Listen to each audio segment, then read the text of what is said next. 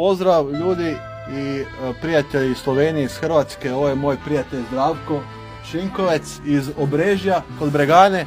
Evo, uspostavili smo dobrosusjedske odnose. Ko veli da nismo dobri, taj laže. Evo, živjela Hrvatska i Slovenija. Živjeli. Živjeli.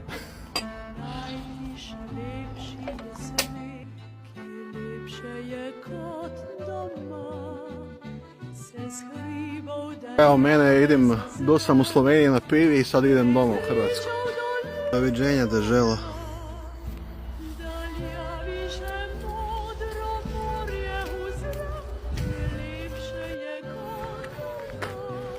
Evo ga.